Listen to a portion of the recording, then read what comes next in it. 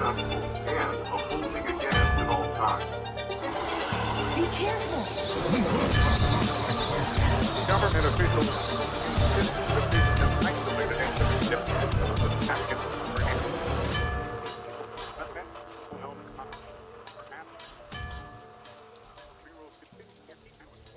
The mountains of Wallachia stand like broken teeth against the horizon. Cold, beautiful, unforgiving.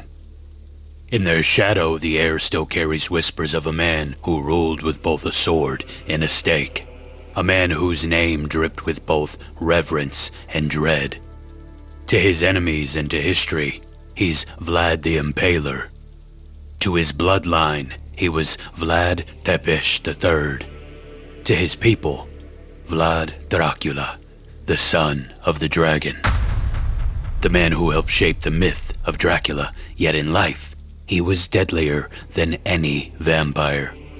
Before he became the ghost haunting the imagination of Europe, he was a boy born into blood and betrayal. The year was 1431, a time when kingdoms rose and fell like waves crashing against a cliff. His father, Vlad II, or Vlad Dracula, wore the sigil of the dragon. He was a member of the Order of the Dragon, an elite brotherhood sworn to defend Christendom against the encroaching Ottoman tide. Dracula meant the dragon. His son inherited the name and its shadow. Dracula, the son of the dragon. Vlad was born into a world that didn't allow softness. He grew up learning that mercy was a luxury and fear was a language everybody spoke. When he was barely a teenager, his father was forced to send him and his younger brother Radu as political hostages to the Ottoman Empire. Imagine that, learning to survive in the courts of your enemies, smiling at the men who might kill you before sunsets. In that crucible, something inside him hardened. By the time he returned to Wallachia, the boy was gone. What came back was a man who had seen how the world truly worked. He understood the currency of fear and the economy of power. He learned to spend both without hesitation. When he ascended the throne, Wallachia wasn't a kingdom. It was a carcass being torn apart by nobles, thieves, and foreign vultures. Dracula brought order, but it came at a price. He didn't just rule. They say he cleansed. He burned corruption from his land like a surgeon cutting out a tumor, but his scalpel was a stake. Thousands impaled, enemies, criminals, traitors. No one was safe from his fury. To his people he was a savior, a prince who made the roads safe, who crushed the greedy, who put fear into men who thought they were untouchable. In a land where the weak were devoured, he became the wolf that devoured the wolves, and to some, that made him righteous. But to others, he was the devil in human skin. Foreign chroniclers called him a butcher, a sadist, a madman who dined among the dying, drank blood, and impaled his conscience long before he impaled his foes. They wrote of forests of corpses outside the city walls, of blood that painted the sky red at dawn. Somewhere between those two portraits, the hero and the monster, stands the real Vlad Dracula. Not a vampire, not a caricature, but a man who believed the only way to bring peace was through fear. In his mind, terror was justice, and cruelty was the only language tyrants understood. Once on the throne, they say he invited the corrupt boyars of Wallachia to a feast, the wealthy backstabbing elite. As they ate, he asked them how many princes they had betrayed over the years. Before they could answer, he had them all executed. That night his throne room became a graveyard. And yet the peasants whispered his name with reverence. They said you could leave a golden cup by the roadside in his kingdom and no one would dare touch it. That kind of order doesn't come from kindness. It comes from terror so absolute that it makes men righteous out of fear. Centuries later, Bram Stoker would find traces of his story buried in dusty chronicles and turn him into something supernatural. The count who defied death, feeding upon the living. But the truth is, Vlad didn't need immortality to become a legend. He already carved his name into eternity with a sharpened stake. He's the embodiment of a brutal truth. The line between hero and villain is drawn in blood and blurred by time. Some speak of the peace he brought as that of a garden, while others speak of it like the peace you find in a graveyard. There's a quote today that fits Vlad Dracula better than any prophecy, I think.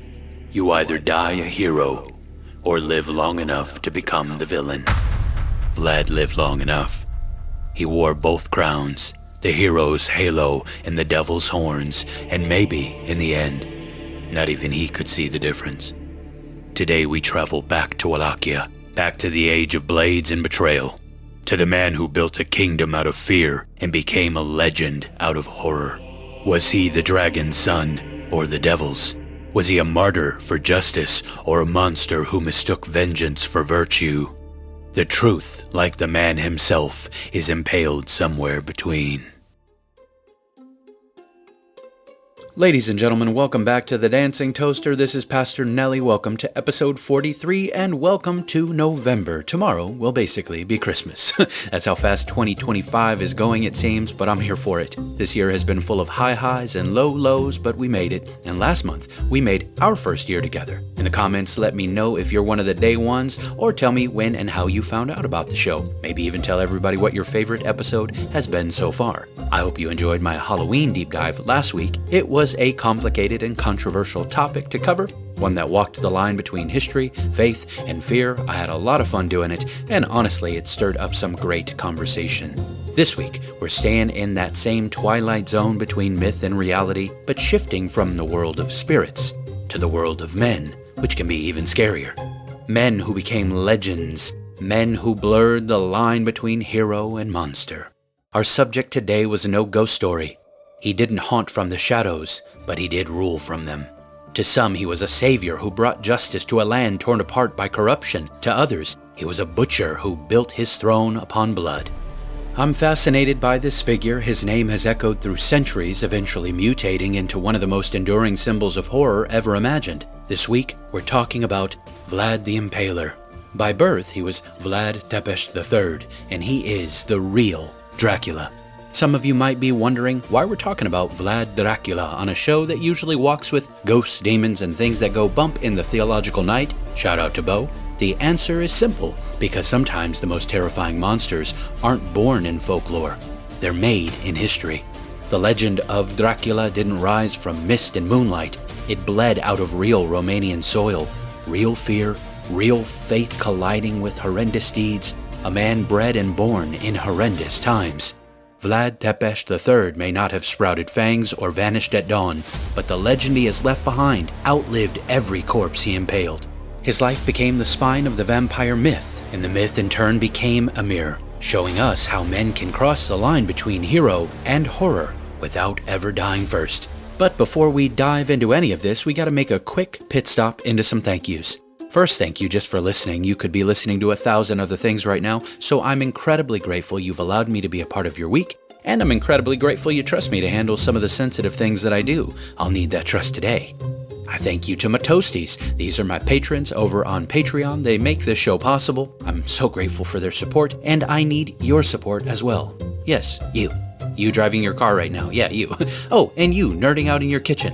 And don't think I don't see you getting ready for work over there. Yeah, I need your support to join the Toasties and help me do what I do. $5 a month is all it takes. It helps support my work, get you early access to the content. You get ad-free listening, which is a big one. You get access to exclusives, specifically a new show launching this month, The Toaster Files. If you can't support monthly or you feel led to support another way, head on over to buymeacoffee.com/The Dancing Toaster. If you prefer PayPal, you can do that as well. If anybody wants to rep the Dancing Toaster around your town, head over to the merch store. Get you some Dancing Toaster gear at thedancingtoasterstore.printful.me. Thank you to all those who have bought merch so far. But no matter what, know that I love you. I'm grateful to all of you.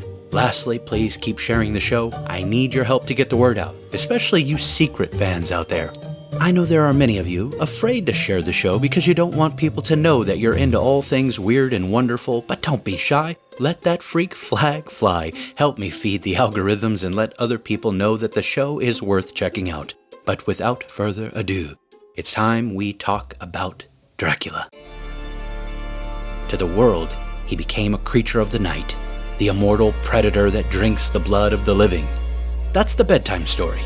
the lie we invented to make the truth bearable, a legend built to dull the sting of reality. The man who inspired the myth wasn't a vampire. He was something far more terrifying and deadly.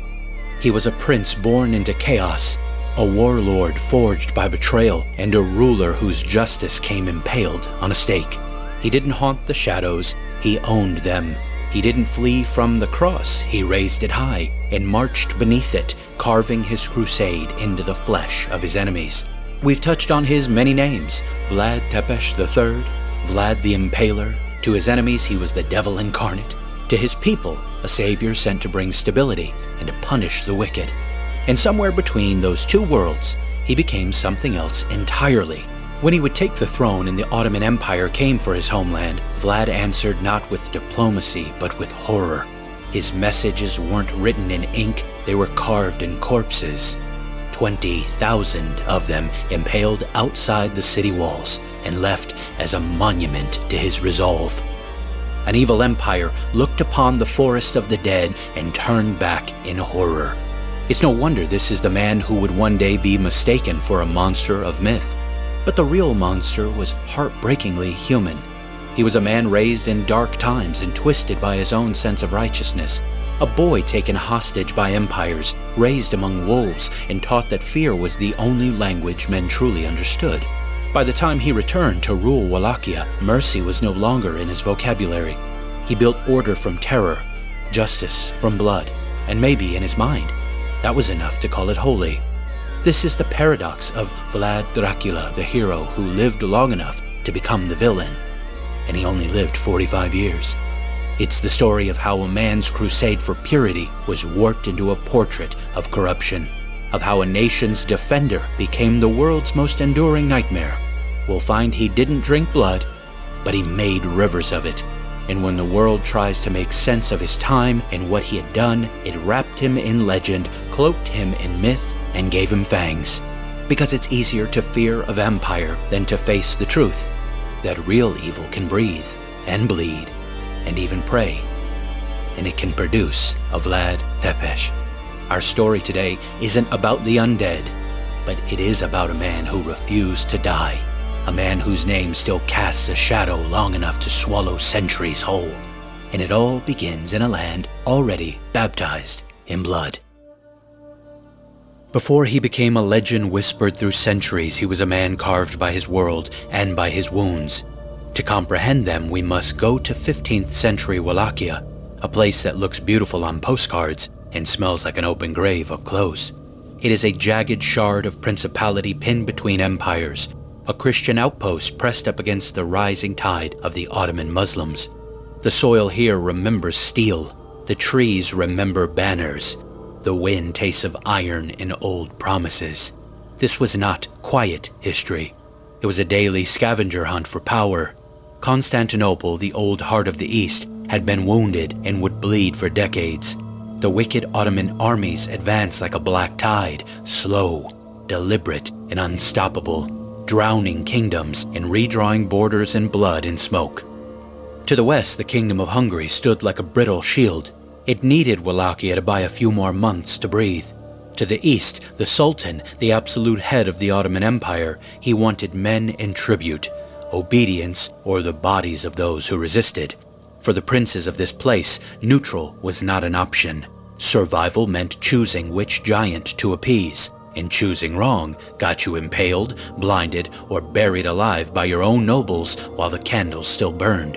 Frontline politics taught a certain grammar.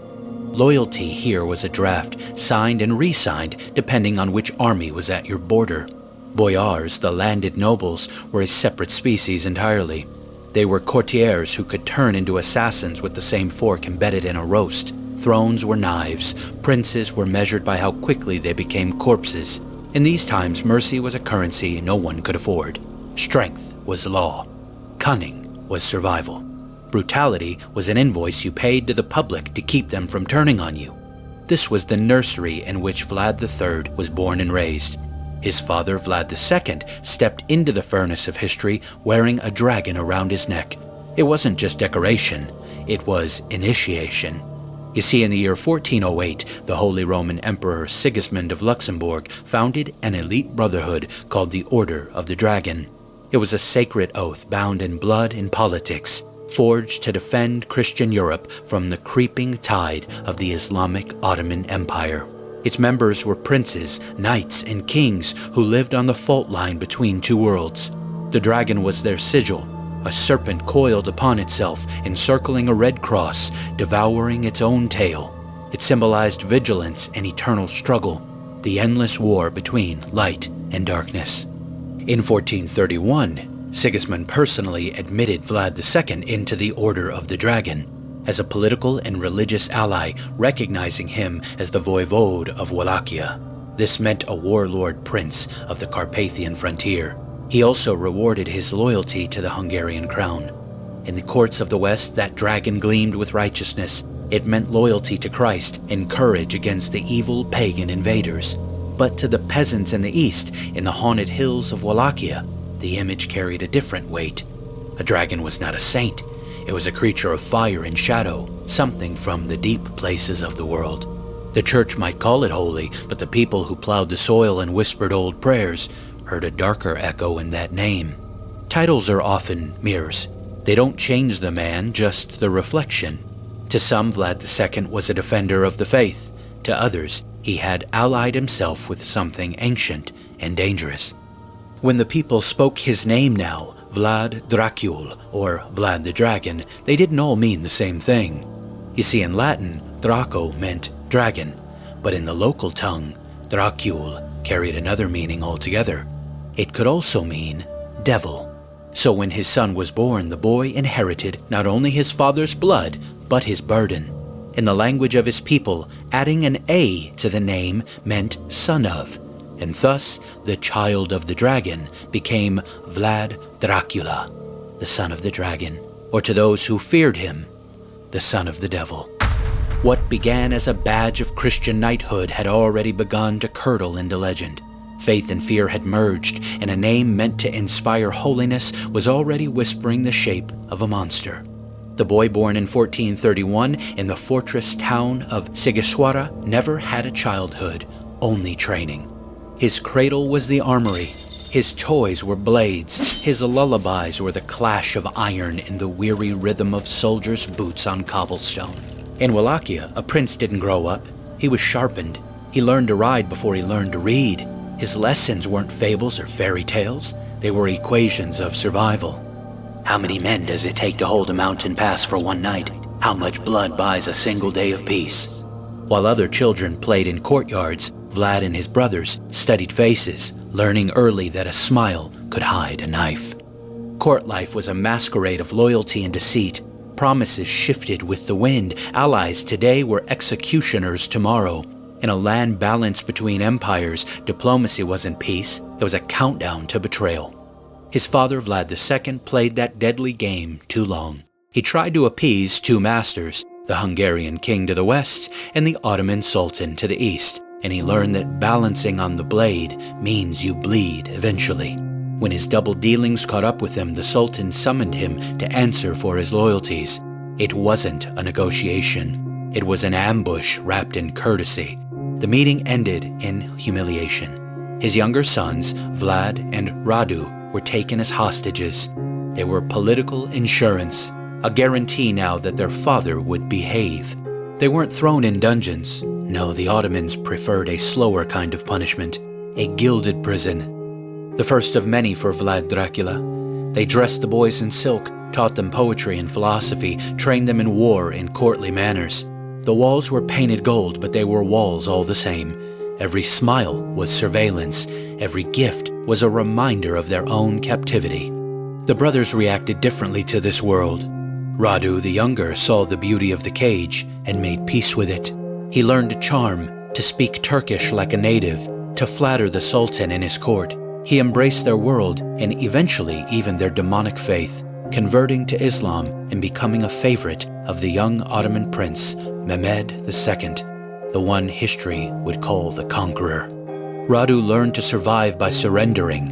Vlad did not. He could not. He learned something else. He studied the empire from the inside, like a surgeon learning anatomy. Bone by bone, nerve by nerve, he memorized their hierarchies, their discipline, their patterns of command.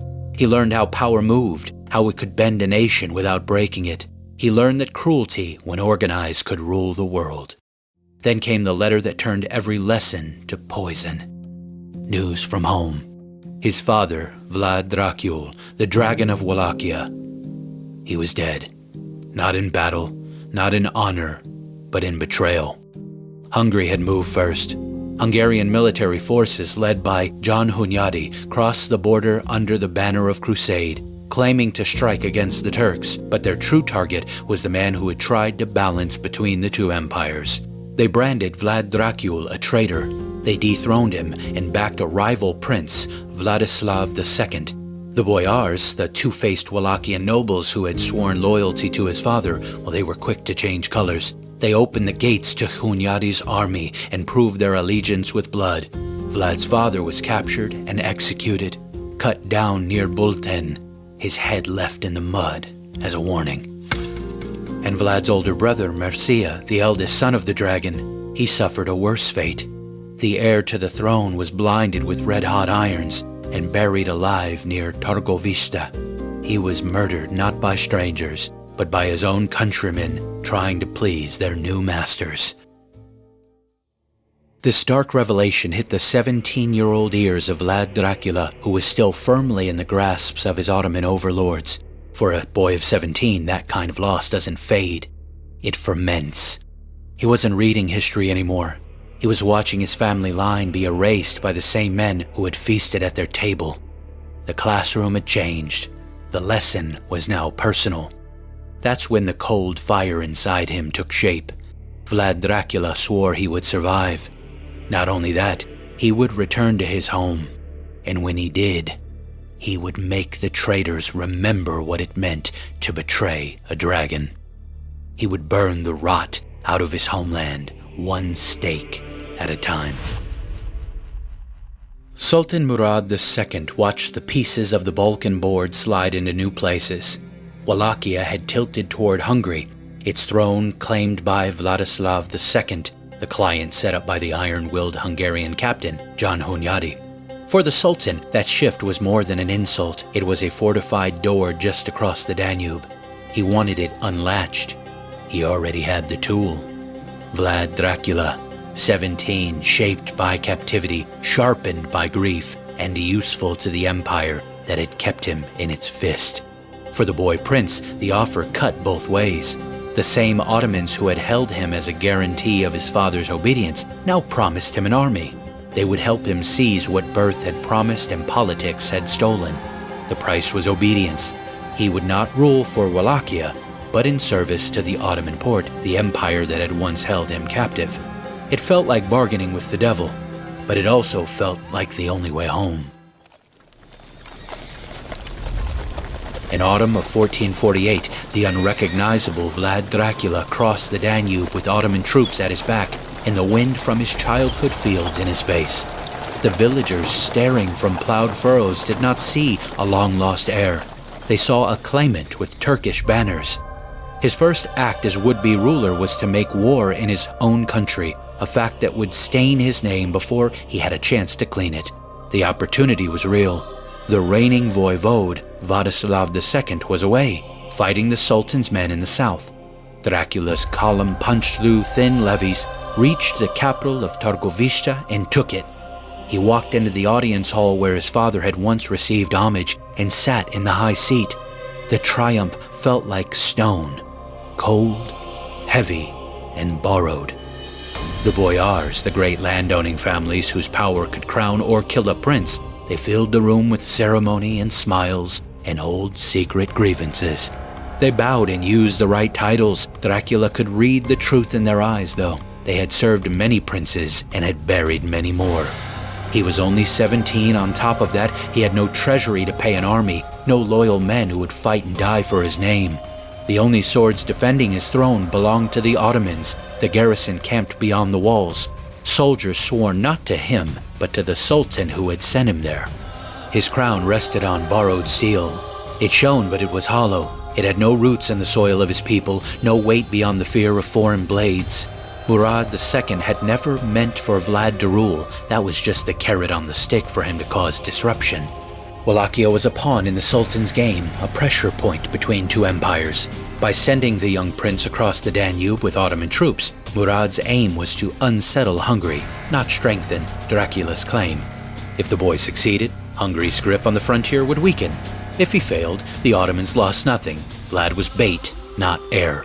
When the Hungarian captain, John Hunyadi, heard that an Ottoman client now sat on the throne of Targovishta, he turned his army around without hesitation. To him, Wallachia was a wall of Christian defense, not a puppet state of the Turks. He could not allow the Sultan's influence to fester so close to Hungary's border. The Sultan had already made his point. Hunyadi's campaign had been halted, his attention diverted. Murad saw no reason to shed more Ottoman blood over a temporary pawn. The garrison withdrew, and with it went Dracula's only protection. His support evaporated overnight. On this frontier where loyalty shifted with the wind, a prince could die of abandonment as quickly as by the blade. In less than 2 months, the young ruler found himself alone in a hostile land. No army, no allies, no trust from the nobles who whispered against him. Under the cover of darkness, he fled Targovishta, leaving behind the empty throne he longed for and had fought so desperately to claim. He carried only his name, his anger, and the bitter truth burned into his mind. Power given by others is never truly yours. His first reign had lasted weeks. His exile would last years. He fled first to Moldavia, where his blood ties offered him a brief refuge. His uncle Bogdan ruled there and gave him shelter. For a short time, kinship meant safety. But in the politics of the Balkans, safety was an illusion measured in weeks. Bogdan was assassinated, likely in a power play by more rival nobles. With his uncle's death, the fragile protection of family immediately shattered, and Dracula found himself hunted once again.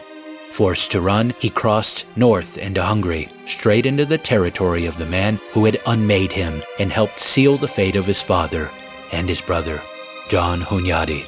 Fate had a grim sense of irony. Vlad Dracula, the exiled prince once used as an Ottoman pawn, now stood before the general who had cast him down and helped destroy his family. He entered Hungary not as a conqueror, but as a displaced noble looking for survival. Surprisingly, Hunyadi did not execute him. Instead, he treated Dracula as something between a prisoner, a guest, and a bargaining chip. He was a living token in the endless negotiations between Hungary and the Ottoman Empire.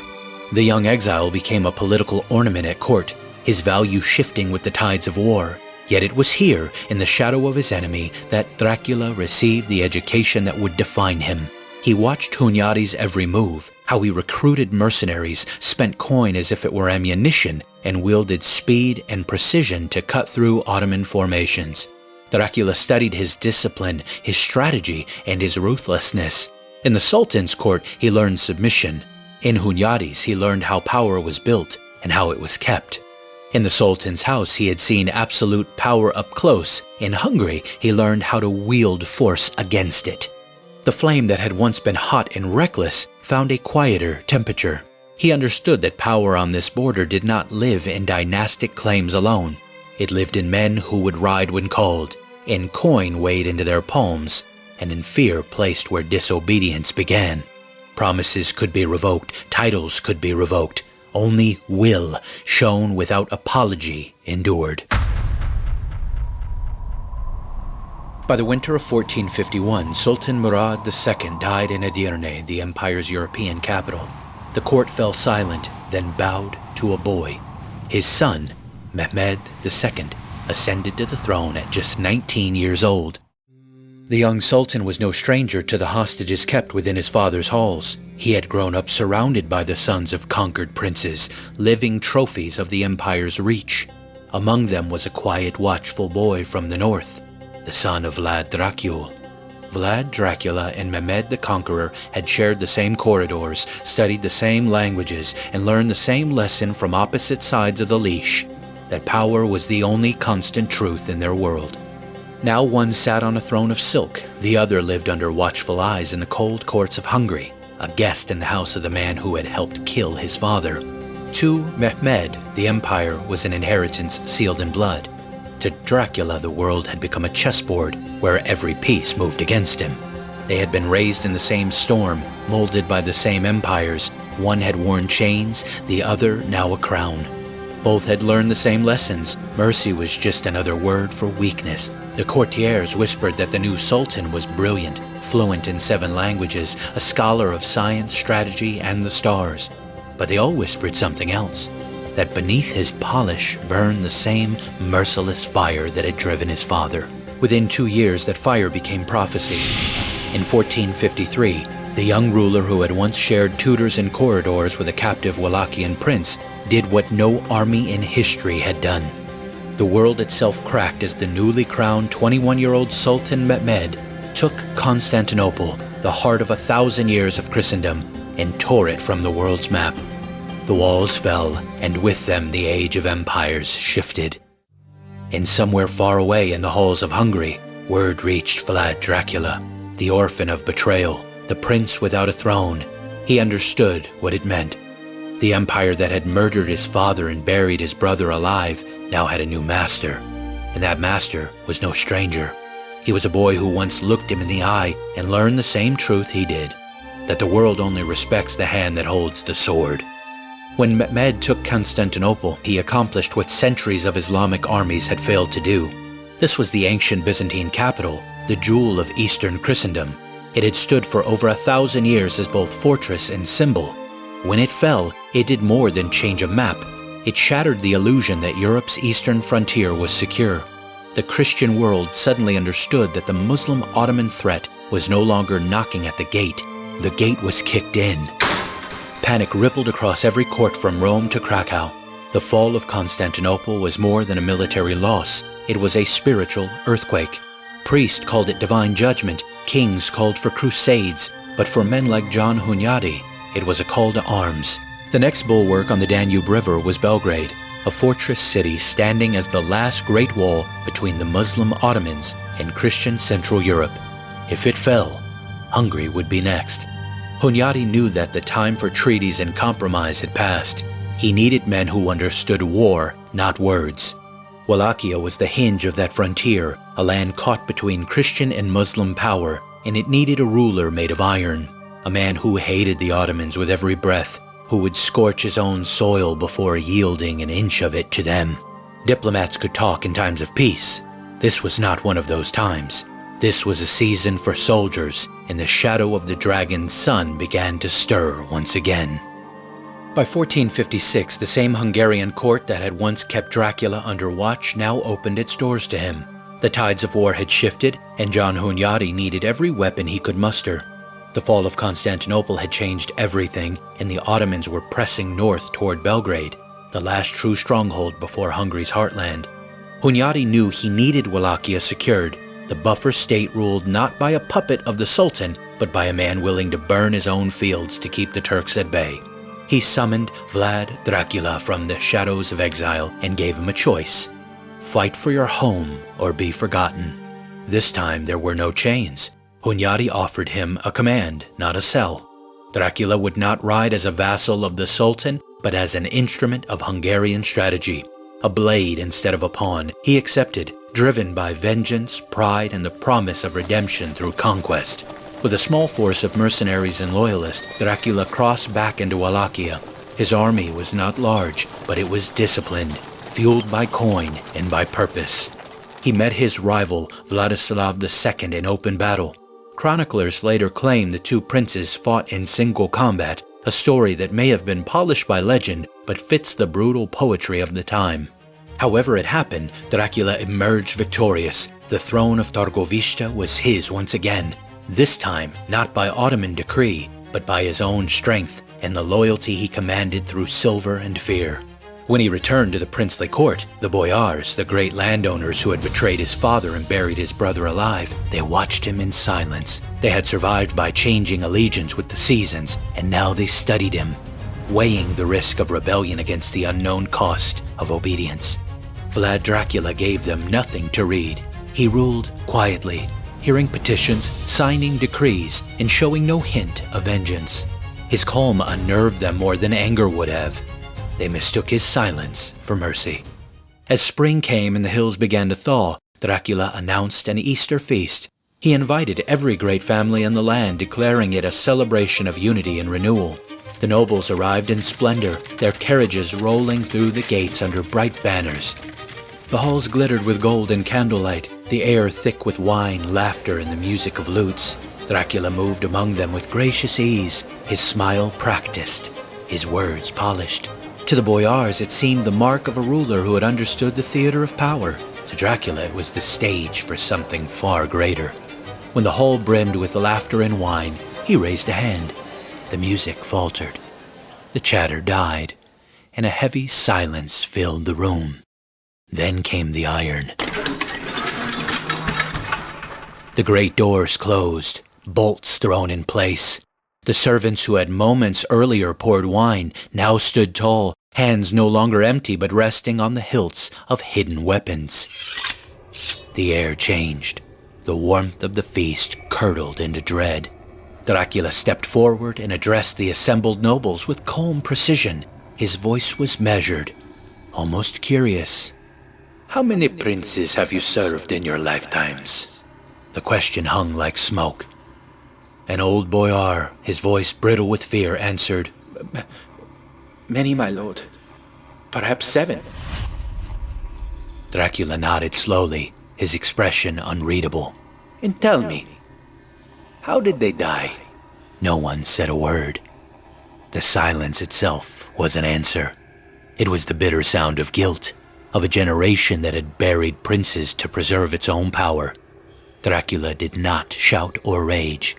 He spoke their crimes aloud, naming the murdered and the betrayed, tracing every act of treachery back to the men now trembling before him. He called it what it was, a disease that had poisoned Wallachia for decades, and then he performed the cure. The doors opened, and his soldiers dragged the oldest boyars and their wives into the courtyard where sharpened stakes waited in neat, terrible rows. Impalement was not new to this land. It was a punishment known across the Balkans, brutal but understood. A slow, agonizing death meant not only to end a life but to make an example. Chroniclers argue how many were executed that day. Some say 100, others 500. But numbers hardly matter here. The courtyard became a forest of bodies, a wordless declaration that the age of betrayal was over. The younger nobles were spared the stake, but not given mercy. They were chained together and marched from Târgoviște, following the Argus River, into the steep veins of the Carpathians. Their destination was Poenari, an ancestral fortress long reduced to ruins. There, Dracula gave them a single order: rebuild it. They were not given fresh quarried stone, no. They were told to rebuild Poenari with the very stones that lay broken at their feet. Day after day, under the whips of his overseers, men who had lived their entire lives on estates and in council halls hauled stone, mixed mortar with bleeding hands, and collapsed beneath the weight of their labor. Those who died were left right where they fell, their bodies becoming part of the very walls they were rebuilding. When Poenari rose again, it stood not only as a fortress, but as a monument, a grim parable in stone. Dracula had literally built his new reign atop the bones of the old order, turning the men who had destroyed his family into the foundation of his power. It was not chaos. It was design. What followed was not random cruelty, but deliberate policy. Vlad Dracula understood the psychology of fear better than most. On a frontier torn between empires, loyalty could not be bought. It had to be burned into the soul. His justice was absolute and visible. The stake became the empire's answer to every temptation: theft, treason, deceit, even laziness. One of the most startling legends that demonstrates the reach of his authority is that of the Golden Cup. They say Dracula placed a single golden cup beside the public well in the center of Târgoviște. Anyone could drink from it. No one did, and no one dared to steal it. Throughout his reign, it said that the cup remained untouched. Foreign merchants learned similar lessons. It's said that a Florentine trader testing Dracula's reputation left a chest of gold unguarded in the street one night. In the morning, he found a single ducat missing and reported it to the prince. Dracula promised restitution and told the merchant to return the next day. When he did, he found not only the missing coin replaced, but an extra one added. When he brought the extra back in honesty, they say Dracula smiled thinly and said, "Had you kept it, you would have joined the thief." The message was clear. Justice here was not blind. It watched everything. Later, German press pamphlets and Hungarian chroniclers would do what armies could not. They would immortalize Dracula's reign in ink. His name became the spine of early Gothic scripture, a warning dressed as a legend. From the presses of Nuremberg and Lübeck, crude woodcuts bled tales of horror across Europe. These new books, the sensational tabloids of the 15th century, carried lurid headlines like "The Monstrous Acts of the Voivode Dracula." In their pages, he was not a man but a nightmare with a crown, a ruler who had found salvation in cruelty and order in blood. They wrote that he once invited the crippled, the beggars, and the sick of his kingdom to a great feast within the city. He welcomed them, fed them, spoke of charity, and when the tables were cleared and laughter died, they say he sealed the doors and burned the hall to ash, calling it mercy, the cleansing of suffering from his land. They told of adulterers flayed alive, of thieves impaled through their midsections, of wives who neglected their homes punished with mutilation or branding. In these accounts, even laziness was a sin worthy of judgment. Propaganda made these stories sharper than Dracula's stakes. Many written by his political enemies, Hungarian nobles who feared him, Saxon merchants who resented his taxes, chroniclers who needed a villain to make sense of a brutal age. Like the werewolf of Bedburg we discussed from centuries later, truth was mixed with exaggeration until it became mythology. Yet beneath all the invention, there was a core that could not be denied. Dracula ruled through terror, and that terror was quite effective. Under his reign, Wallachia became unnervingly quiet. Roads once haunted by bandits became safe enough for merchants to travel unguarded. Markets ran on honesty rather than deceit. They say even the forests whispered more softly, as if afraid to speak his name too loudly. In Wallachia, under Dracula, the law was written in pain and enforced in memory. Crime vanished, not because the people had become good, but because they were too afraid to be anything else. His was a kingdom of order carved out of chaos, and though history would condemn him, there was no denying the truth. For the first time in years, Wallachia was not burning, but knew peace. Zooming out our lens and going now to 1456, after John Hunyadi's defense of Belgrade halted the Ottoman advance, a rare stillness settled across the frontier. Dracula used that silence to further carve order into his land with the precision of a surgeon and the certainty of a soldier. He was not content to wear a crown. He intended to build a system. He demanded that roads be safe, that taxes be paid, that oaths be kept, and that the lazy or corrupt be cut away like infection. The stake, of course, his tool of enforcement. It turned fear into law and law into instinct. Under Dracula, obedience was not a virtue, it was survival. Travelers moved freely across Wallachia's roads without looking over their shoulders. Merchants left goods unattended in the marketplace. The courts of Targovišća went quiet because no one dared to test his justice twice. He definitively wore the title once held by his father, the Voivode of Wallachia. More than prince, it meant war leader, judge, executioner, the single figure responsible for peace and blood alike. Some believe Dracula blurred those boundaries until there was no difference between justice and vengeance. His rule was as hard and cold as the mountain stone he built upon. It forged order where chaos reigned, but it also crushed much beneath its weight. When the chroniclers closed their pages on his reign, they left behind a stark image. A city where the Golden Cup stood untouched, a fortress clinging to a cliff rebuilt by broken hands, and a hillside forested with the impaled bodies of enemies and traitors. Together they formed the geometry of his power, a philosophy written not in ink but in consequence. Power entrusted could be revoked, power seized could be defended, and power remembered could reshape how men spoke, traded, and even prayed. Dracula did not invent cruelty, he perfected deterrence. He never claimed to make his people righteous, only obedient. To him, the borderlands were a wound that would never heal, and he was the surgeon with a single unyielding instrument. In Wallachia, they called him Voivode. In Hungarian courts, they called him necessary. And in the mountains of Poenari, where the wind still claws at the stone and the river still murmurs below, the shadow of his rule endures, a reign both real and brutal, carved from vengeance, discipline, and the cold arithmetic of survival. Each name in his story marks a fault line in that violent world. Hunyadi, the Hungarian captain who made and unmade princes. Mehmed II, the boy-turned-conqueror who broke Constantinople and changed the age. Targovishta, the city of the Golden Cup. Poenari, the fortress rebuilt by the dead. Each place, each figure, was a pressure point, and Dracula learned how to press back until the world bled. For several years after the Easter massacre of the Boyars, a heavy silence settled across Wallachia. It was the stillness of a kingdom held in place by fear, a calm so absolute it seemed unnatural. Dracula's brutal purge had worked. The Boyars, the hereditary nobility who ruled behind the throne for generations, they were gone, either impaled on stakes or reduced to trembling servants. The merchants who once bribed officials and cheated their ledgers now paid their taxes in full. The peasants moved like ghosts through their days, keeping their eyes down and tongues still. There were no thieves left to hang because no one dared steal. Corruption had vanished, not through reform or repentance, but through terror. Wallachia had become a perfect machine of obedience, its gears greased with blood, and at the center of it sat its architect, a prince who ruled with the certainty of a man who had already killed everyone who might question him. It was a grim kind of perfection, and I think deep down, Dracula knew it couldn't last. No matter the amount of peace in his land, regardless of how it came about, it still sat between empires at war. So the same mind that had engineered fear at home now turned toward the shadow beyond the Danube, the evil Ottoman Empire.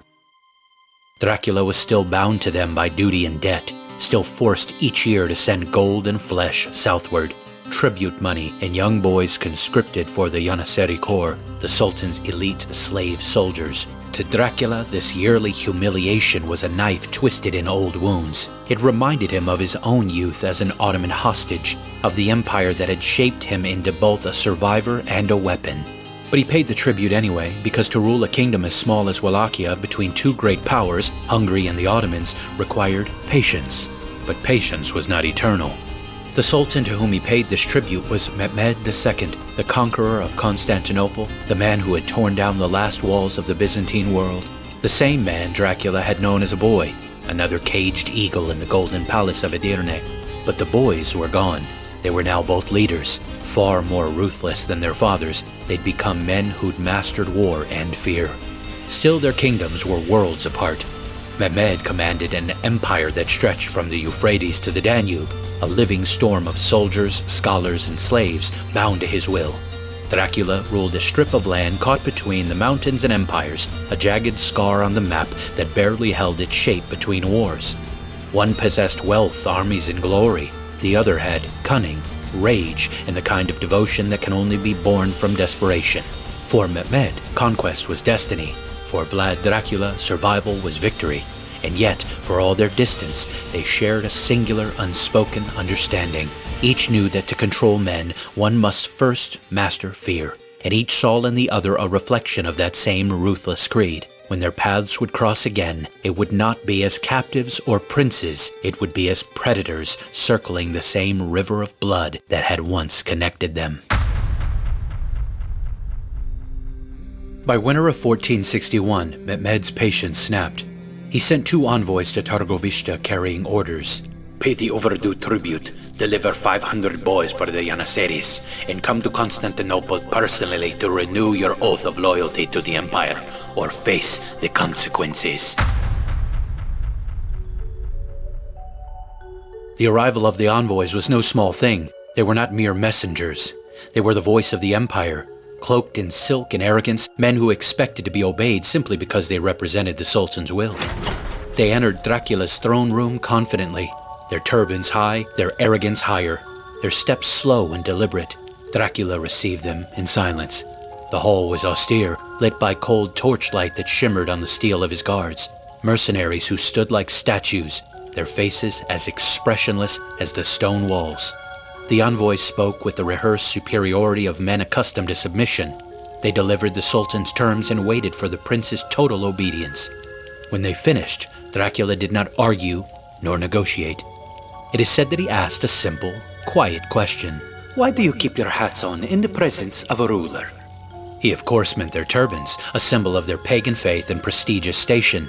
The envoys stiffened, offended. It is the custom of our people. Even before the Sultan, we do not remove them.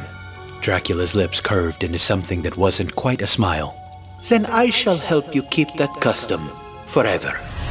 They say the guards moved at once. Before the envoys could react, they were seized and forced to their knees. A blacksmith was summoned, the hall filled with the sound of hammering, slow, deliberate strikes that echoed like a heartbeat. Nails drove through silk, skin, and skull. The men's turbans were literally nailed to their heads, the air filled with screams, the iron stench of blood, and the dull rhythm of metal on flesh. It was no mere execution. It was theater, a message written for an audience of one, Mehmed. When it was done, Dracula ordered the bodies preserved and sent back across the Danube, their mutilation serving as his formal response to the Sultan's demands. This was no longer diplomacy. It was a bold declaration. A small, defiant kingdom had just spat in the face of the most ruthless empire on earth. Dracula knew what would follow. He had studied the Ottoman war machine firsthand. He knew it would come for him, vast and merciless, the demonic black tide. But he was no longer the hostage boy from Edirne.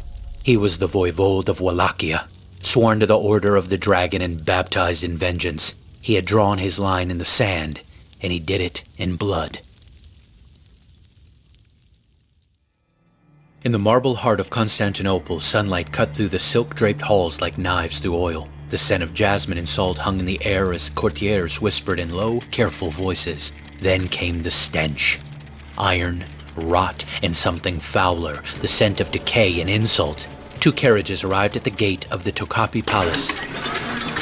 Inside were the Sultan's envoys, or what was left of them. Their faces were locked in a rictus of agony. The turbans they had refused to remove before a foreign prince were still firmly upon their heads, now nailed to their skulls with black iron. The courtiers fell silent. The Sultan's hall, a cathedral of conquest, frozen solid. To them, this was blasphemy in bone and blood. Sultan Mehmed, conqueror of Constantinople, stood before the mutilated remains. His expression didn't change at first. His rage was not the kind that burned, it froze. The kind that broke mountains.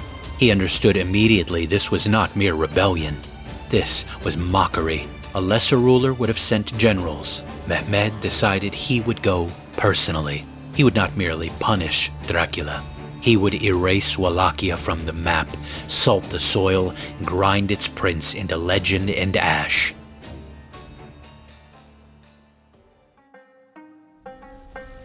In the spring of 1462, the earth began to tremble. The most evil and ruthless army in the world was on the move. At least 90,000 men, some say more, a living tide of steel and demonic banners. Turks, Janissaries, Sipahi cavalry, siege engineers, and slaves from every conquered land. At its heart were the Janissaries, the Sultan's elite. Christian boys, stolen young, forged into perfect soldiers, loyalty burned into their brains. And riding at Mehmed's side was a long-forgotten, familiar face. Radu Cel Framos, or Radu the Handsome, the youngest former son of the dragon, Dracula's own little brother, now the Sultan's right hand. Once they had all been boys in the same gilded cage, now one was a conqueror and the other his hound. Against that living storm stood a single man with barely 30,000. Farmers, peasants, mercenaries, and ghosts. They had no empire behind them, no wealth to fund the war, but they had something the Ottomans didn't. A terror no one thought possible. Dracula knew he couldn't meet Mehmed in open battle. His army would be swallowed whole, so he turned his country into a weapon. When the Ottomans crossed the Danube, they found nothing waiting for them. No resistance, no army, just silence. The villages were empty. The fields were burned. The wells were poisoned. Even the air smelled of smoke and despair. Dracula had ordered everything destroyed. Food, livestock, shelter, all of it gone. He had evacuated the people into the mountains, leaving behind a total wasteland. The great Ottoman war machine marched north through a desert made by human hands. Hunger gnawed at the edge of discipline. Thirst hollowed men from the inside, and always from the tree line. They felt eyes watching. Dracula had broken his army into small, fast-moving bands, like wolves circling an elephant. They struck at night. They slaughtered foragers, scouts, and stragglers. Ottoman patrols vanished in the woods and came back as corpses, or didn't come back at all. Every sunrise brought another rumor, another horror. The forest whispered his name like a curse. Then the sickness came. From the poorest corners of his kingdom, Dracula gathered the plague-ridden, the lepers, the fevered, the sick and the dying. He dressed them in Turkish clothes, taught them a few phrases, and sent them stumbling into Ottoman camps as escaped prisoners. The soldiers took pity on them, fed them, let them sleep by their fires. By morning, the camp was infected by this ancient biological warfare. What began as fevers spread into panic. Buboes swelled under armor, swollen, dark, oozing lumps. Buboes were the physical warning signs of bubonic plague. Yeah, that one. One of history's deadliest diseases, and in Dracula's hands they became not only biological warfare, but psychological warfare as well. He was exploiting the disease's most terrifying feature, its ability to spread invisibly and kill indiscriminately. Those afflicted were already marked with the dark oozing lumps. Ottoman soldiers who let them into the camp would see the swelling but assume it was exhaustion or wounds until it was too late. The disease would then ripple through the crowded tents like wildfire. The smell of rot would follow. Men began to fear not just the night, but each other. The army that had conquered empires was being eaten from the inside by unseen teeth. Yet still, Sultan Mehmed pushed on. He was no stranger to death. He had stared into cannon smoke at the gates of Constantinople and walked away crowned in victory. But deep down he knew this was different. This enemy didn't fight like a man.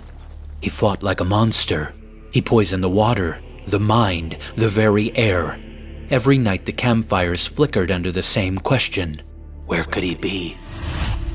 By midsummer, the Ottoman host was a shadow of its former self. Hungry, thirsty, paranoid, exhausted. Yet still they crawled north toward Targovishte. Mehmed wanted a battle. Dracula had one left to give. He would not wait behind walls. He would take the war to the Sultan himself like a nail in the head. He disguised himself in Turkish garb. He slipped into the enemy camp under the cover of darkness, and he studied it like a surgeon studying his patient. He walked among Mehmed's tents, silent and unseen. He counted the guards, memorized the layout, and found what he was looking for. The great green pavilion of the Sultan, glowing like an emerald heart in the night. When he returned to his men, he was ready. He chose his best riders, wolves disguised as sheep. They would strike at midnight. No mercy, no loot, no survivors. Their single goal, eliminate the Sultan himself. Decapitate the empire. The night attack began like thunder without lightning. Hooves wrapped in cloth, blades slick with oil, they rode from the forest like a storm breaking open. The Ottoman camp exploded into chaos. The Wallachians screamed in Turkish, carrying torches stolen from enemy wagons. Sleepy soldiers stumbled from their tents. They saw familiar faces shouting foreign orders and struck at their own. The camp tore itself apart from within. It was brilliant. For 3 hours the night was alive with screams, flames, and the steel heartbeat of slaughter. At the center of it all rode Vlad Dracula. His armor was black with blood, his eyes fixed on the Sultan's glimmering green tent. He cut through guards like a blade through silk. He was so close he could hear Mehmed's voice in the distance until he realized his fatal mistake. The tent he'd reached wasn't the Sultan's. It belonged to two of Mehmed's viziers. They died screaming, their blood soaking the rugs of their false throne. The real Sultan was a mile away, guarded by walls of janissaries. When the smoke cleared, Dracula's riders melted back into the woods, leaving behind a nightmare. The camp was ruined, thousands dead, many by friendly fire. Mehmed lived, but the damage was done. His men whispered that the devil himself rode with the Wallachians. The next morning, the Sultan's army marched on trembling, desperate to finish the campaign and erase the fear. But fear wasn't finished with them yet.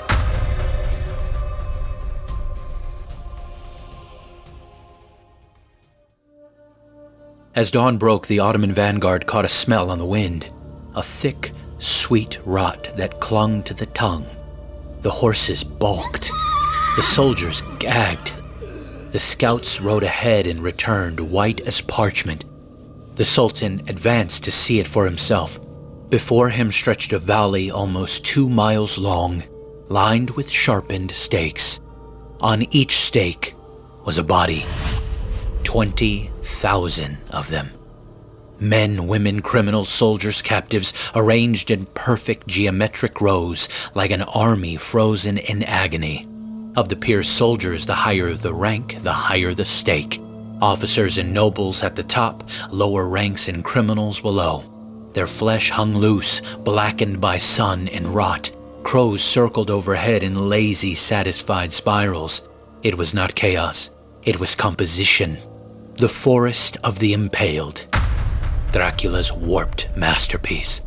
Even Mehmed the Conqueror, who thought he had stared into hell and conquered it, couldn't look, but couldn't look away either.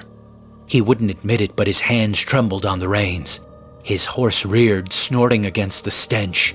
Around him his generals stared in utter silence. The Sultan was quiet for a long time. Then quietly he whispered to those nearest to him, "How can I take the land of a man who does such things?"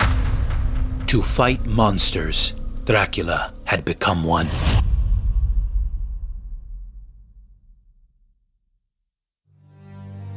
That was the end of the campaign. The Ottomans burned Targovica, but didn't stay. Their morale had broken on the stakes of their own fear. Dracula hadn't won through strength or numbers. He had won with the only weapon he'd ever truly mastered: terror. He'd shown the world a mirror, and even its most deadly empire couldn't bear to see what looked back. The boy hostage who once knelt before the Sultan had become the nightmare that made empires flinch. He wasn't just the son of the dragon anymore. He was something worse. Now the entire world would know him as the Impaler. And the terrifying forest he built still stands in the imagination of men, a monument to fear and determination, carved in bone, in silence. The kingdom he'd bled to protect survived, but it was on life support. Wallachia was alive in the same way a battlefield breathes after the smoke clears, slow, shallow, and uncertain. The crops were gone, the villages hollow. The rivers that once shimmered silver now ran black with ash. Dracula had saved his country the only way he knew how, by burning it to the ground, denying the Ottomans the sixth satisfaction. The Ottoman army had turned back, but victory had the taste of iron and decay. The land was gutted, the people half-starved and haunted. The prince who had driven an empire into retreat was now lord of a wasteland. His own brilliance had left him with nothing to rule but ruins. And deep down he knew the truth. Mehmed the Conqueror hadn't been beaten. He had only been delayed. A man like that didn't surrender. He regrouped. He reloaded. And sooner or later he'd return, and this time there would be no forest of stakes tall enough to stop him. Dracula desperately needed allies. He needed Christendom to remember that the dragon still guarded the frontier, so he looked west to Hungary. Hunyadi was no longer around by this time. He died as he had lived, with war still echoing in his lungs. In the summer of 1456, his army had achieved what Europe thought impossible, driving back the Sultan at the siege of Belgrade and halting the Ottoman tide at the edge of Christendom. The bells of Rome rang in his honor, but in the camps outside Belgrade, death moved quietly.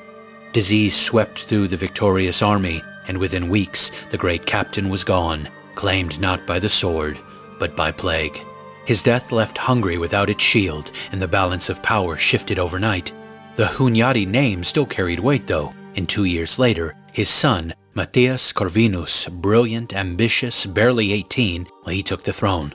Where the father had been a warrior forged in battle, the son became a king molded by ambition and intellect. Corvinus built a court of scholars, architects, and spies. He spoke of unity and reason while weighing every alliance in coin and advantage. Under his rule, Hungary stepped into the Renaissance, but it also stepped away from the holy war his father had died fighting. It was Corvinus that would hear Dracula's request for aid, the bright Renaissance star who was supposed to be the savior of Europe. Corvinus was everything Vlad Dracula wasn't: polished, educated, and charming. He spoke softly and counted money loudly, the kind of man who built libraries while planning wars, who smiled like a saint while thinking like a banker. The Pope had sent him gold, piles of it, for a holy crusade against the Muslim Turks, but the crusade never came. The gold never left Hungary. It was quietly spent on other things, fortresses, art, the kind of necessities that keep a king comfortable and his rivals nervous. The Holy War was postponed indefinitely. And then came the problem no one wanted to admit had a name. Vlad Dracula. The man who had terrified the Sultan was now terrifying everyone else. They felt him unpredictable, uncontrollable, and too effective for comfort. A prince who ruled by fear was useful when you needed a sword, but he was dangerous when peace became profitable. So when Mehmed sent envoys to Hungary offering a truce, he had one simple condition, that the Impaler be dealt with. Corvinus didn't hesitate. He saw a chance to end the tension, pocket the papal gold, and blame everything on a single scapegoat. The math was easy. A wild ally is worth less than a tame enemy. Dracula never saw it coming. In the winter of 1462, he rode north to meet Corvinus, expecting a brother in arms. The air was knife cold. His cloak dragged through frost and mud as he crossed into Hungarian territory, thinking about the alliance that would save his kingdom. He expected cheers, banners, a hero's welcome. What he got instead were soldiers. They met him on the road like hunters greeting prey. There would be no trumpets, no feasts, and no words. Just a warrant. He was accused of treason. Letters were forged in his name claiming he'd been plotting with Mehmed all along. It was an absurd lie, the kind that only works when the truth has been buried under politics and lots of coin. The man who had impaled 20,000 Turks now was accused of being their spy? The Sultan couldn't have written a better joke himself. Dracula didn't fight the arrest. He just stared at the men around him, eyes burning with something past anger. Recognition. The familiar taste of betrayal had hit his tongue one last time. He'd swallowed it since childhood. His father had traded him for safety, his brother had sold his loyalty for a crown, and now Christendom had sold his name for peace. He was taken to Buda, the capital of the Hungarian kingdom, not as a guest, but as a ghost in chains. The king didn't put him in a dungeon. That would have been too honest. Strangely, he was kept in comfort, another gilded cage with velvet curtains and iron locks. For 12 years, the dragon slept behind these palace walls. He was given food, books, and the illusion of civility. The world called it imprisonment, but it was worse than that. It was containment. The most dangerous man in Europe had been turned into furniture, a relic stored for later use. But stories don't stay locked up. Outside the palace, his name began to crawl through Europe like wildfire. The printing press had just been born, and it fed on fear. German pamphlets spread faster than truth ever could. These short works were sensational news books before newspapers existed. They described, often in lurid detail, the deeds of Dracula Voida, or Prince Dracula. The most famous early example was Die Geschichte Dracula Voida. Sorry, I'm butchering that. The History of Prince Dracula. It appeared around 1463 to 1465, just months or a year after his imprisonment in Buda. These works painted him as a monster, a sadist, a butcher, a demon in human skin. In those stories, he didn't defend Christendom. He drank it. They called him the Impaler, the devil's own prince. And as the ink dried, the man began to vanish. In his place, something darker began to breathe. A shadow stitched together from rumor and guilt, from fear and fascination. Vlad Dracula had lost his throne, his army, his land, but he had gained something no king or empire could take from him, that no cell could hold. He had become a living legend. Vlad was the man who was in chains, but the myth of Dracula, the son of the dragon, the myth was already flying. While the myth spread and Dracula paced behind the painted walls of his Hungarian palace prison, the throne of Wallachia did not stay empty. As you know, power abhors a vacuum, and the Sultan was quick to fill it shortly after his retreat. From the shadows of Constantinople, Radu el Formos, Radu the Handsome, emerged once again. This, of course, was Vlad's younger brother, the one raised in the same Ottoman cage that once held them both, but he was the one that had chosen the path of bootlicking submission to his Muslim overlords. When the time came to replace the son of the dragon, Radu, the adopted son of the Sultan, was the perfect choice. Handsome, charming, and compliant, just like the Sultan liked him. The Ottomans dressed him in silks and sent him north with an army at his back. A prince for export, minted in the imperial image. In 1462, while Vlad's chains were being fixed in Hungary, Radu rode into Targovista under banners bearing the demonic crescent moon. The weary Wallachian boyars, tired of war and terror, opened the gates. To their surprise, Radu ruled not with fear, but with comfort.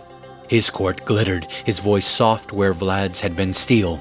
Seducing them, less king, more politician, Radu rebuilt the bridges his brother had burned, diplomatic, social, and literal.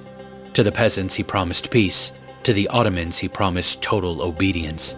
For a time, both were true. But in the quiet corridors of his palace, the whispers never stopped. They said the new voivode had not conquered his brother's throne. He was only borrowing it. That his crown was lighter only because someone else's hand held it steady. Radu ruled by the Sultan's grace, and that grace could vanish with a sword. He was a prince of compromise, living in the shadow of a man who refused to bend to the Islamic hordes. The brothers had chosen opposite paths, one chained by his enemies, the others by his alliances, and history would remember which one left deeper marks. As we said, for 12 long years, Dracula sat in his gilded Hungarian cage, gathering rust and memory, while the world outside convinced itself he was gone for good. But the Balkans have short memories and long grudges. When peace between Hungary and the Ottomans cracked apart like old armor, King Corvinus remembered the weapon he'd once locked away. His puppet rulers had failed him. The backstabbing Turks were pressing north again. What he needed now wasn't a diplomat. He needed something sharper, something the enemy already feared in their nightmares. The Impaler would be released from his cage. It wasn't quite freedom, more like parole. Dracula was released not as a prince, but as property. He renounced the Eastern Orthodox faith of his homeland and bent the knee to Rome. A public baptism into the Roman Catholic Church for the sake of politics, water poured where fire used to burn. The Hungarian court and the papacy behind it viewed Orthodox Christians as schismatics, not full allies. So when Vlad sought release and support, he converted, at least publicly, to Roman Catholicism. Most historians see this as a strategic move, not a true change of belief. It was a political necessity to regain his freedom, secure military backing, and re-establish himself in Wallachia. Then came the wedding, a bride of noble Hungarian birth, Ilona Szilágyi, cousin to the king himself. The gilded cage traded for a velvet leash tied around the throat of a dragon. The court smiled for the ceremony. Everyone pretended it wasn't a collar. The years in captivity had changed him. The fury was still there, but it had aged into something colder, denser, and more precise. The boy who once burned with vengeance was now a man who understood the math of survival. The world had betrayed him too many times to believe in ideals. Many say by this time he no longer fought for glory, for Rome, maybe not even for God. He fought to reclaim what was stolen, his throne, his name, his power, and he was willing to drown the Danube in blood to take it back. In 1476, the doors finally opened. Vlad rode south again, this time with Hungarian gold and Moldavian steel at his back. He wasn't returning as a crusader. He was returning as a wraith with unfinished business. His legend had already beaten him there.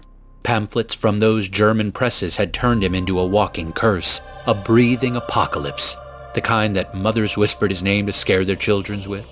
When news spread that he was marching home, his Ottoman-backed brother and rival fled without a fight. The mere shadow of his banner cleared the road to Targovista. For a brief electric moment, he sat on his throne again. The court bowed, the air trembled with old fear, but the loyalty in those halls was paper-thin and soaked in oil. The boyars smiled the way men do when they're already measuring your coffin. The peasants were hollow-eyed and starved from decades of war, and across the river, the Ottoman war machine was already stirring, drawn to him like vultures to a fading heartbeat. Dracula knew what was coming. He'd been through this dance before. It ended fast. Too fast for legends, just long enough for irony. 2 months. 2 months into his third reign, a Turkish raiding party swept through Wallachia.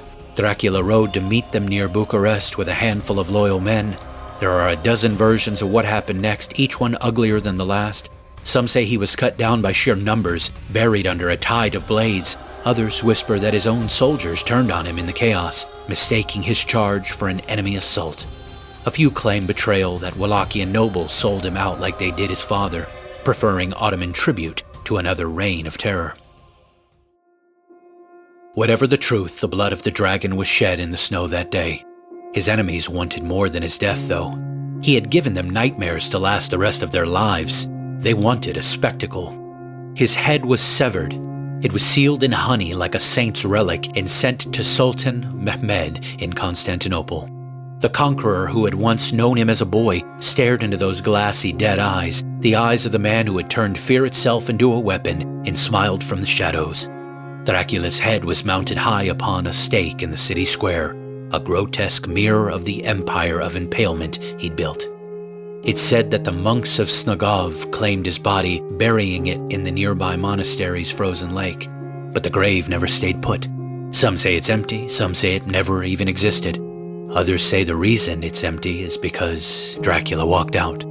Perhaps highlights of the myth he had become and foreshadows of the myths he would inspire. The man was gone, but his shadow stayed behind. In death, the myth broke free. Those printing presses that had once smeared his name now sang it louder. The hero became a tyrant, the tyrant a legend, the legend something else entirely. The dragon was dead, but the monster was just getting started. The world had put him in the ground, and from that dark soil, something far more enduring began to grow. For 4 centuries, his shadow lingered like smoke over Europe. In the villages of Romania, the name Vlad Dracula still carried a kind of reverence. He was remembered not as a monster, but as a man who had kept the evil Muslim Turks at bay when no one else would. A cruel hand, yes, but one that had held the sword steady when the border bled. Mothers told their children that he had ruled with justice so sharp it drew blood, and in a land forever threatened, that was a virtue. But beyond those mountains, the story curdled. Back to those medieval tabloids, the German pamphlets. There he was the butcher of men, the drinker of blood, the devil who dined with corpses. To the Russians, he was a dark warning dressed in prince's robes. Across Europe, the name Dracula became a curse whispered to frighten children and thrill the devout. For centuries, the truth and the legend walked hand in hand, one man, 2 faces, until in the gaslit fog of 19th century London, a new kind of storyteller reached back into history and pulled the ghost out again. His name was Bram Stoker. Stoker wasn't a historian, he was a man of theater and imagination, living in an age when science was clawing at the old walls of superstition and everyone half believed the shadows might still fight back. He was searching for a monster that could wear the anxieties of the time like a cloak, a creature that spoke to the fear of foreign invasion, of forbidden appetites, of the old world creeping into the new. He had the story. He just needed the name. In the British Museum, buried in the dried dust of forgotten histories, he found it. A footnote in a history of Wallachia and Moldavia. It spoke briefly of a 15th century prince, a warlord who fought the Turks, called Dracula, the son of the dragon, or in some tongues, the son of the devil.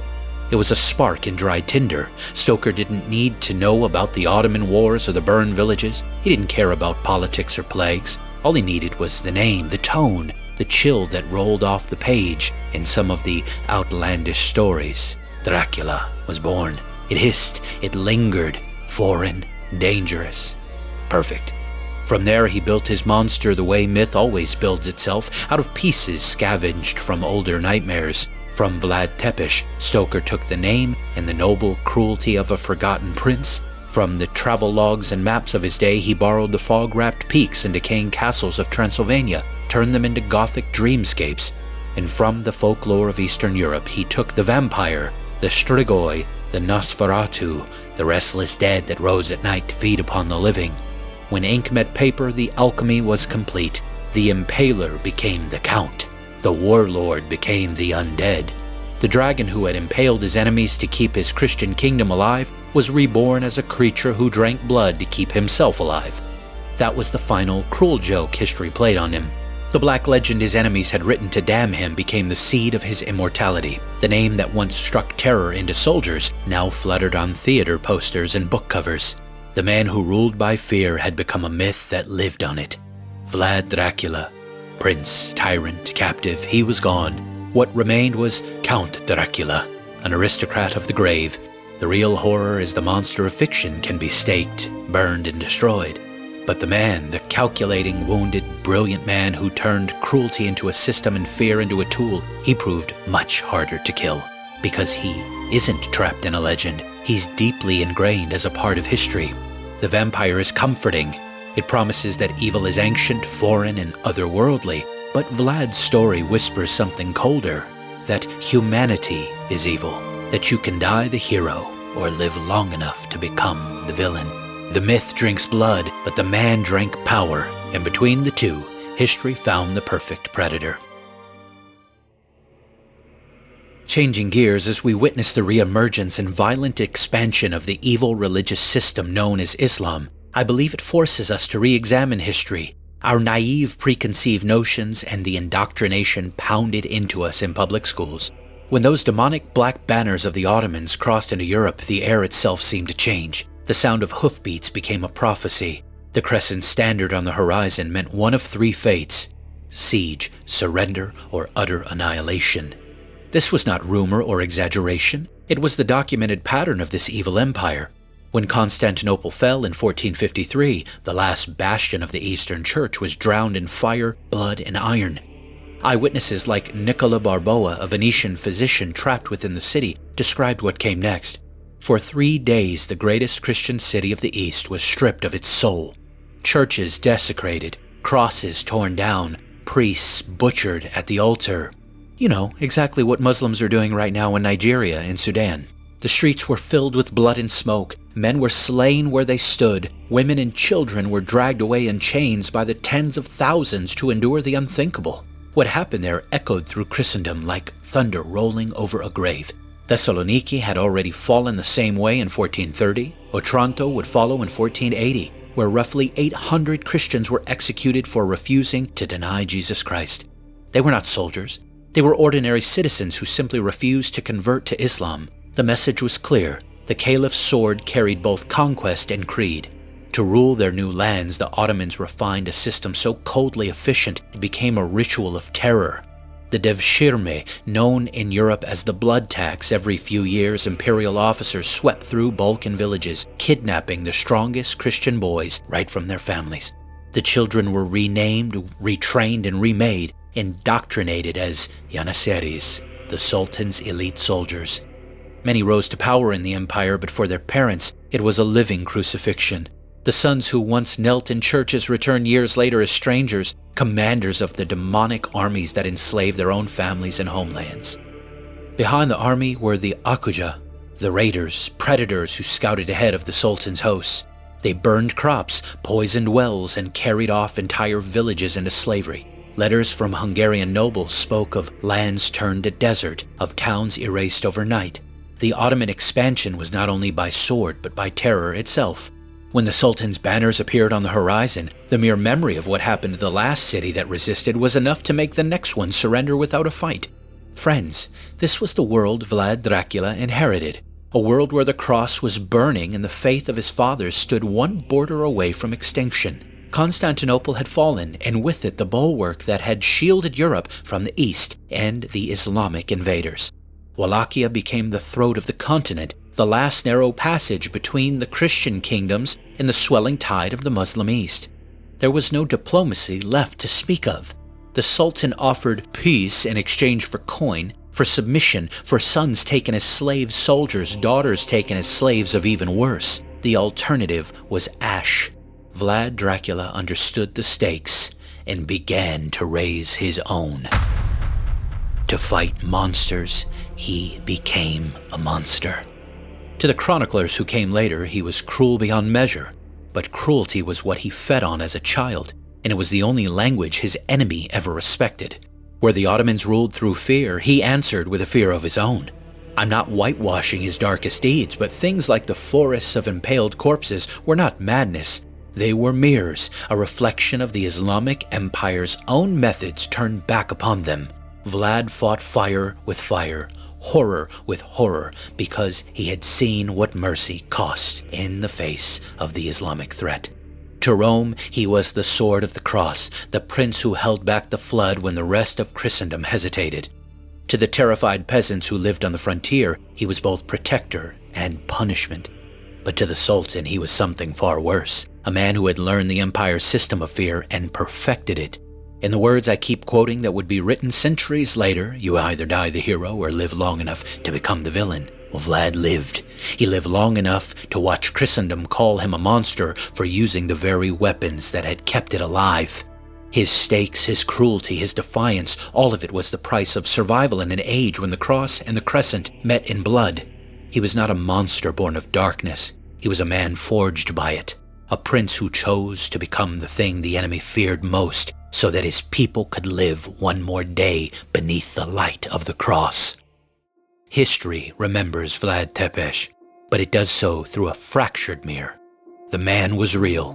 His signature appears on charters, his fortresses still cling to the mountains, and his enemies wrote of him with both fear and fascination.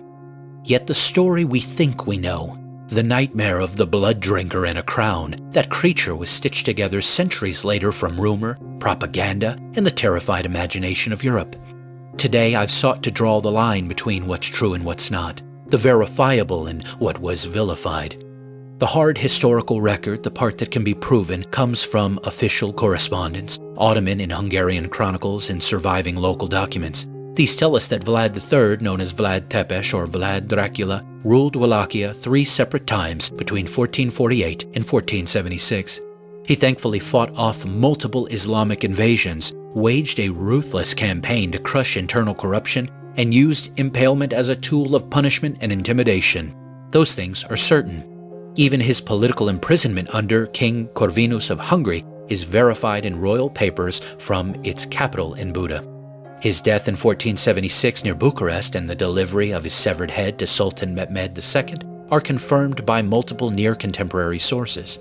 Those are the bones of the facts, the man, his reigns, his wars, his end. But once you step beyond those few centuries, the world begins to blur. Much of what people think they know about Vlad the Impaler comes not from history, but from those medieval tabloids that spread news and propaganda across Europe without worrying about which was which, and most of it after Vlad's downfall. When Matthias Corvinus imprisoned him, he needed to justify why a Christian king was holding another Christian ruler hostage instead of leading him in a crusade against the Muslim Turks. The easiest way to do that was to turn Vlad into a monster. So not long after his capture, he used the new weapon that began circulating, those printed pamphlets. The first of these, The History of Prince Dracula, appeared between 1463 and 1465. It told of mass impalements, mutilations, and grotesque banquets among corpses. Some pamphlets claimed he roasted people alive, boiled his prisoners, and drank blood from bowls. You can see where that part comes from. They were less reports and more political theater.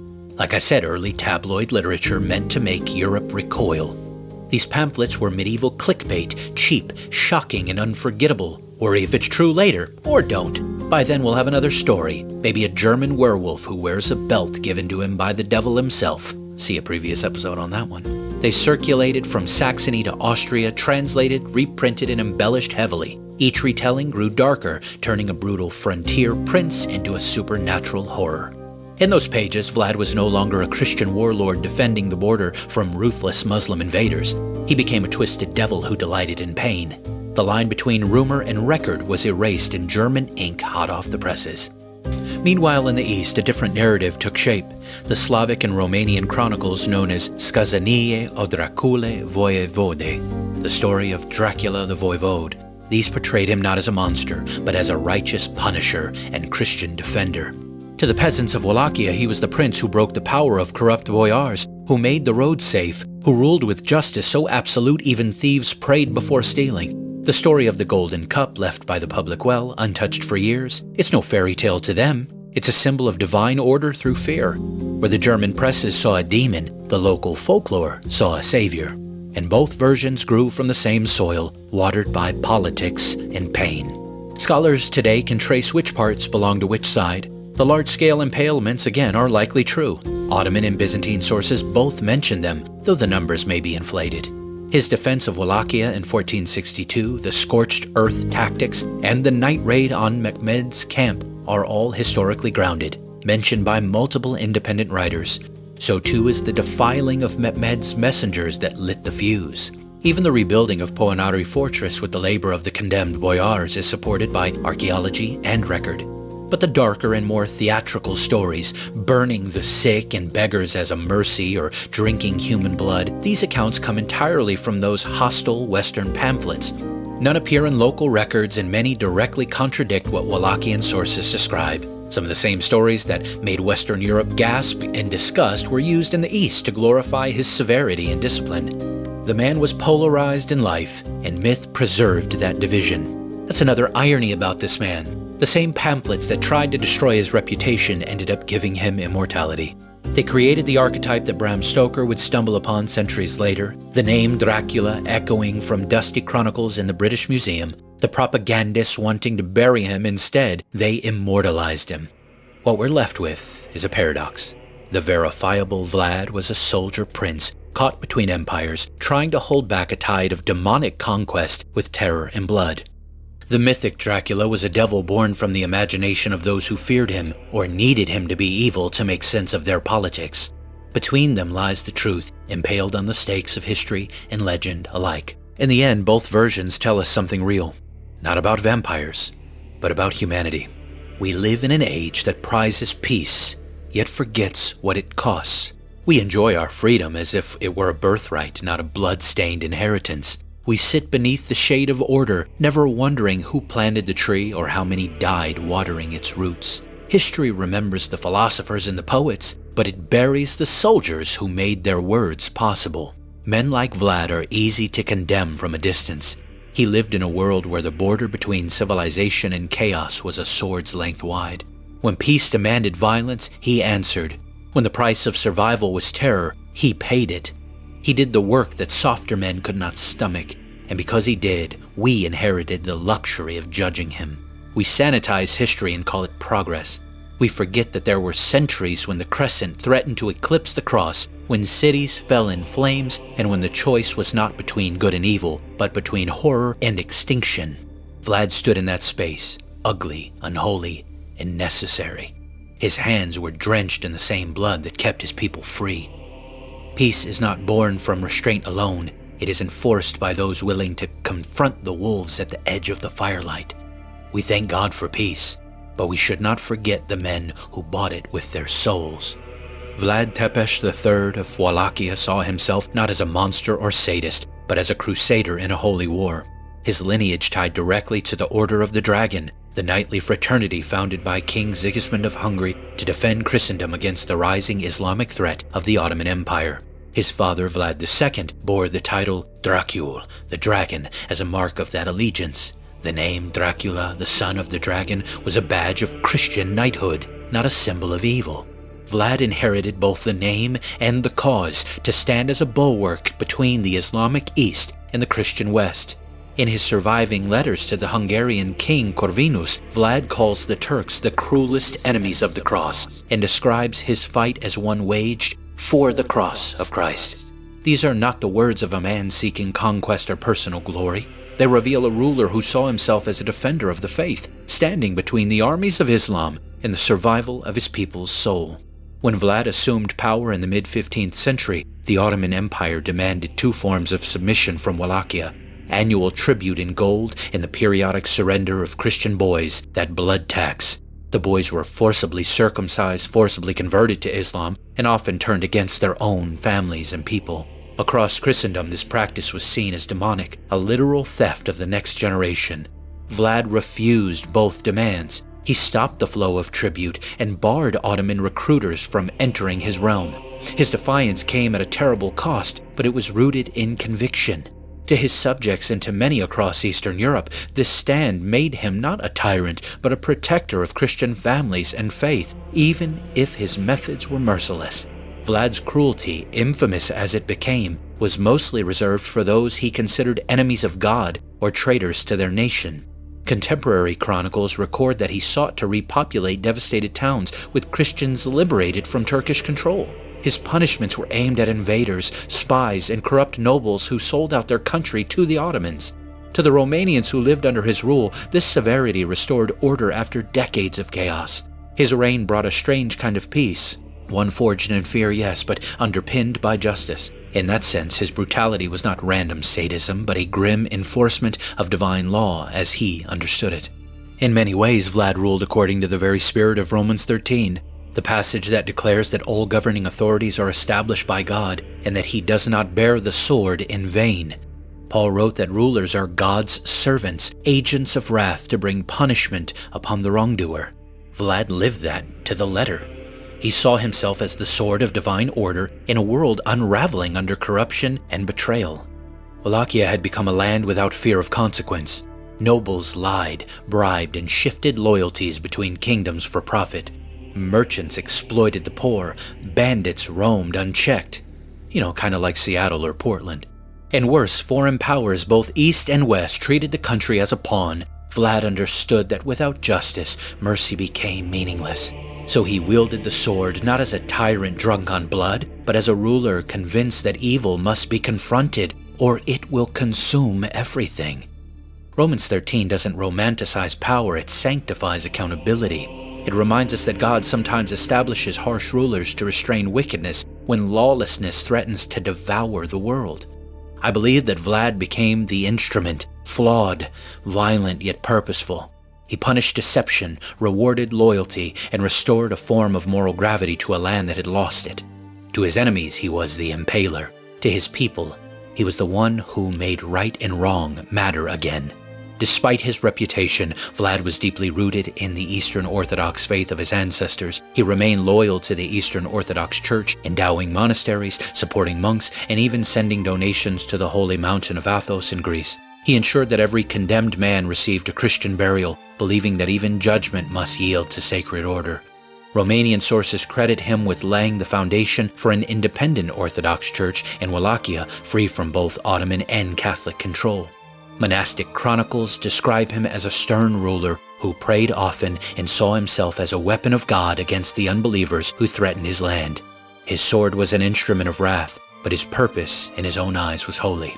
Over time, this Christian framework was buried beneath layers of propaganda. King Corvinus, the very monarch Vlad appealed to for help, turned against him. To justify imprisoning Vlad and keeping the vast sums of papal money meant for crusade, Corvinus's court circulated those pamphlets portraying the Wallachian prince as a lunatic and a butcher. The newly invented printing press made it easier to spread these lurid tales across Europe, painting Vlad as a blood drinker and mad tyrant who put stakes through people for fun. Centuries later, as we said, Bram Stoker revived that image, transforming the historical defender of the cross into the evil Count Dracula, the Antichrist figure who feeds on the innocent. Hollywood went further still, stripping away even the faint echoes of Christian symbolism until Dracula became a tragic romantic anti-hero. In that transformation, a man who fought for Christendom was reimagined as the symbol of its corruption. Yet in Romania, the memory remains very different. Among his people, Vlad Țepeș is remembered not as a monster, but as a ruler who brought justice with an iron hand. Old sayings still echo through villages. Where is Vlad to straighten them out? He symbolized the leader who punished greed, upheld faith, and guarded his nation when no one else would. To Romanians, his ferocity was the price of survival in an age of betrayal and invasion. In the end, understanding Vlad's Christian defense means viewing his deeds through the lens of his time. His violence was real, I won't deny that. But I believe it reflected the brutality he had endured as a hostage of the Muslim Ottomans and the savagery of their empire pressing against his borders. To him, cruelty was a weapon of deterrence, a sinner's method of shielding the innocent. He was not a saint, but a soldier of faith who fought darkness with darkness. Within that worldview, his impalements were not acts of madness, but the grim logic of a man who believed he was defending Christendom from utter annihilation, a tragic crusader whose name, once synonymous with the cross, was later twisted into a curse. Christians are currently being killed in Nigeria, Somalia, Yemen, Libya, Sudan, Pakistan, Iran, and Afghanistan, just to name a few places. And guess what the common denominator is, folks? Islam. I love lost Muslim souls, but I hate Islam with every fiber of my being, because as a pastor and as a Christian man, I must love truth and must hate lies. The lies of Islam destroy its followers, but it also causes them to destroy everything and everyone they touch. Call me Islamophobic, I don't care anymore. That's a ridiculous made-up term that implies my fear is irrational. It isn't. I do fear the demonic tide of Islam swarming through the West. I see throughout Europe today parades of those same demonic black flags, and with them, women being raped, men, women, children being stabbed or blown up like in Sweden. as they all marched to the tune of a disgusting, bloodthirsty, illiterate 7th-century Arabian child rapist and warlord named Muhammad. Islamists are not the problem. That's another made-up term. Islam is the problem. It's more than a demonic false religion. It is an evil political system that destroys everyone and everything it touches. Look at what is happening in Nigeria. 52,000 Christians have been murdered. 19,000 churches have been destroyed. You've been taught that men like Vlad were evil and that things like the Crusades were immoral. That's because you don't know enough about history and you don't know enough about the evil that is Islam. Vlad was the product of a world soaked in betrayal, empire, and endless war, a time when the line between justice and vengeance was drawn with a blade. To judge him apart from that world is to misunderstand it entirely. Yet to excuse him because of it is to ignore the cost of his choices. The silence of villages, the fear that replaced faith, the peace that smelled of blood and smoke. History rarely gives us clean heroes or pure monsters. It gives us men caught between extremes, men who make impossible choices in impossible times. Vlad chose terror to keep the darkness from consuming his people. Others chose comfort while the darkness spread. I felt compelled to cover this man and his complicated life because I see the rise of another Islamic empire. But this one deceptively used Western compassion as the rope to tie a noose around our necks.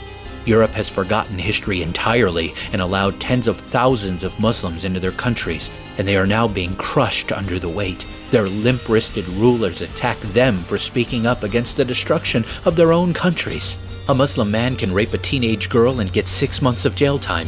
And then when someone posts something about it on social media, their tyrannical government labels it Islamophobic, and the post gets them 2 years locked up for a fake crime. The tensions are rising, my friends, and if you don't see it, you're not paying close enough attention. I'm sorry this episode doesn't have a happier ending. In any case, I hope you enjoyed it. I hope you were blessed or at least challenged by it. Who knows, maybe this episode will get me in way more trouble than the Halloween one. I guess we'll see. I have been Pastor Nelly, and this has been the 43rd episode of The Dancing Toaster on the real Dracula. I promise we'll talk about actual vampires soon enough, but the real Dracula and his life are a crazy piece of history that I've been dying to talk about. If you found our historical deep dive today interesting, please share this episode. That's how people are going to find out about the show.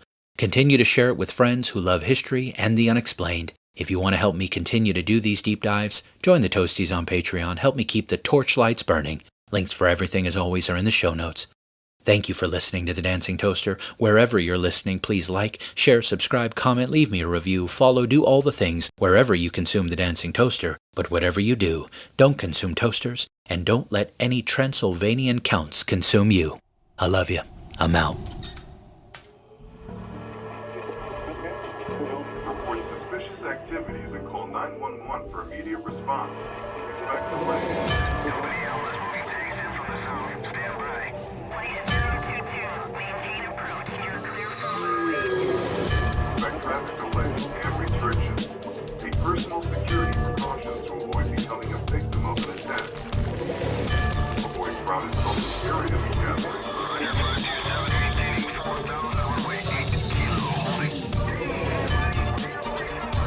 Not travel in areas affected by the attack or in a known area of elevated virus activity. Keep emergency supplies accessible and a full tank of gas at all times. Be careful. Government officials insist that these have isolated entities of the packet for anyone. Okay, no, perhaps we will continue to keep you informed.